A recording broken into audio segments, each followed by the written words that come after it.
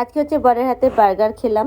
তো কিভাবে ও বানালো তো সেটাই তোমাদের সাথে শেয়ার করবো। তো চলো দেখতে থাকো। Hello everyone, back to our channel. তোমার সবাই কেমন আছো? আশা করি খুব ভালো আছো। আমি খুব ভালো আছি। আমি রিঙ্কি, আমার একটা মিনি ব্লগে তোমাদেরকে অনেক অনেক ওয়েলকাম। তো বর হচ্ছে হোটেলের শেফ, তো চাইনিজে। তো বরের হাতে কি চাইনিজ খাবার না খেলে কি হয় বলো, তাই না? তো তার জন্যই হচ্ছে বার্গারের আবদার ছিল বরের কাছে, যে বার্গার করে খাওয়াবার জন্য। তো যেমন কথা তেমন কাজ, বসে পড়ে হচ্ছে বার্গার বানাতে। তো সেই জন্য দেখতেই পাচ্ছ, আজ চিকেন থাকলে চিকেন বার্গার হতো, কিন্তু চিকেন নেই, তো তার জন্য ভেজ বার্গারই হবে। মনে মনে তো অনেক খুশি, অনেকদিন পরেই খাচ্ছি। তো যাই হোক, তো সব কিছু সবজি ভালো করে গ্রেট করে নিচ্ছে। আর ওদিকে ছেলে ওর বাবাকে দেখে হাসছে, তার কারণ হচ্ছে এরকম কখনো দেখে না, তো তার জন্য। তো দেখতেই পাচ্ছ, সবজি ছিল বলতে হচ্ছে বিট, গাজর, বিনস আর কর্ন। আর সব ভালো করে গ্রেট করে নিয়েছিল। আর এদিকে ছেলে আর আমি বসে বসে দেখছিলাম, ওর বাবা বানাচ্ছিল। তো যাই হোক, সব কিছু গ্রেট করে নিয়েছে। আর ওদিকে রসুন আর এটাও ভালো করে গ্রেট করে নিয়েছে। আর এদিকে আলুটাও, সেদ্ধ আলুটাকে ম্যাশ করে নিয়েছে ভালো করে। তো তারপরে হচ্ছে এদিকে পেঁয়াজ ভাজছে। পেঁয়াজটা হালকা ভাজা হওয়ার পরে এদিকে আদা, রসুন আর কাঁচা লঙ্কাটা যে গ্রেট করে রেখেছিল সেইটা এবারে দিয়ে দিল। ভালো করে ভাজা হয়ে যাওয়ার পরে সব কিছু সবজি দিয়ে দিচ্ছে।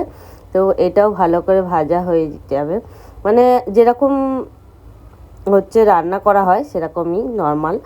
তো দেখতেই পাচ্ছ সব কিছু ভালো করে ভাজার পরে কিছু মশলা দিয়ে দিচ্ছে। সেটা হচ্ছে হলুদ গুঁড়ো, জিরে গুঁড়ো, মানে তরকারিতে যা যা দেওয়া হয় আর কি, জিরে গুঁড়ো, ধনে গুঁড়ো, এরকম লঙ্কা গুঁড়ো, সব কিছু একটু হালকা হালকা দেবে। তো যাই হোক, তো সব কিছু দিয়ে ভালো করে মশলাগুলো ভাজা হওয়া পর্যন্ত ভেজে নেবে। তারপর হচ্ছে নুনটা দিয়ে দিল। নুন দেওয়ার পরে তারপরে হচ্ছে ম্যাশ করা যে আলুটা ছিল, তো ওইটা দিয়ে তারপরে ভালো করে নাড়াচাড়া করার পরে আমাদের স্টাফিংটা পুরো রেডি হয়ে যাবে। তো দেখতেই পাচ্ছ পুরো রেডি, বার্গারে টিক্কি করার জন্য স্টাফিং পুরো রেডি। তারপর হচ্ছে ব্রেডকে মিক্সিতে ক্রস করে তারপরে ওতে মিশিয়ে দিল, যাতে মানে চিটটা ধরে, তো তার জন্যই। নাহলে তো সবজিগুলো খালি চিট ধরবে না, তো তার জন্য। তো দেখতেই পাচ্ছ টিক্কি বানিয়ে নিয়েছে। তারপর হচ্ছে কর্নফ্লাওয়ার একটা বাটিতে গুলে নিল। কর্নফ্লাওয়ারে একটু নুন দিয়ে দেবে, যাতে একটু স্বাদ লাগে আর কি, তো তার জন্য দেখতে পাচ্ছি নুনটা দিয়ে দিল। তো তারপরে এবারে ভালো করে নুনটা মিক্স করে নেবে। মিক্স করে নেওয়ার পরে এই দেখো ব্রেডগুলো আমি ক্রস করে নিয়েছিলাম মিক্সিতে। তারপরে হচ্ছে আমরা মানে চিজ দিয়েছিলাম টিক্কির ভেতরে, তো টেস্টটা আরেকটু বেশি ভালো লাগবে, তো তার জন্য। দেখতেই পাচ্ছ আমাদের টিক্কি সব রেডি হয়ে গেছে। তো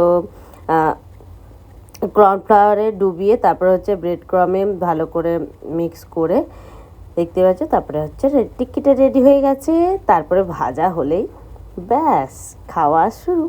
তো দেখতে পাচ্ছ ভালো করে নাড়িয়ে চাড়িয়ে লাল লাল করে ভেজে নেবে। তো ভালো করে ভাজাটা যাতে হয়, স্লো আঁচে করাটাই ভালো, কারণ হচ্ছে ভেতরটাও যাতে ভাজা হয়, তো তার জন্য। দেখতে পাচ্ছ আমাদের টিক্কিটা ভাজা হয়ে গেছে।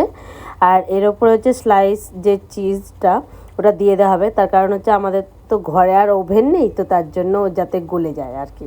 তারপরে হচ্ছে বাটার প্যানে দিয়ে গরম করার পরে বার্গারের যে বানগুলো ওগুলো একটু সেঁকে নিচ্ছে। তারপরে হচ্ছে স্যালাডের জন্য হচ্ছে পেঁয়াজ আর টমাটোমি ছিল, তো এই দুটো দিয়েই স্যালাডটা করছে। শসা থাকলে আর একটু ভালো হতো। তো এই যে দুটো কেটে নিচ্ছে স্যালাডের জন্য। তো দেখতেই পাচ্ছ মেয়োনেজ দিচ্ছে। প্রথমে মেয়ো দিয়েছে, তারপরে হচ্ছে তন্দুরি মেয়োনেজ দিয়ে ভালো করে ওটাকে মিক্স করে লাগিয়ে দিচ্ছে। তারপরে হচ্ছে স্যালাডটা দেবে। তো দেখতেই পাচ্ছ, তো আজকে তো মনে একদম খুশ, একদম অনেক দিন পরে বার্গার খাচ্ছি বলে কথা। বরের হাতে যখন দোকান ছিল তখন ওর হাতে বানানো অনেক কিছুই খেয়েছি, কিন্তু এটা হচ্ছে অনেক দিন পরে খাওয়া হচ্ছে। তো তারপরে দেখতে পাচ্ছ স্যালাডগুলো দেওয়ার পরে টিক্কিটা দিয়ে দিয়েছে। তারপর হচ্ছে বার্গারের বানটা চাপা দিয়ে দিল। তো দেখতে পাচ্ছ আমাদের বার্গার রেডি পুরো। এবারে খাওয়ার পালা, খেয়ে দেখি এবারে কেমন হয়েছে। তো দেখতে পাচ্ছ এবারে আমি খাচ্ছি, মনটা একদম খুশ। তো হেভি হয়েছে, কি বলবো, দারুণ হয়েছিল। তো আজকের জন্য ব্লগটা ছিল এতটাই। তো দেখা হচ্ছে নতুন কোনো ব্লগে।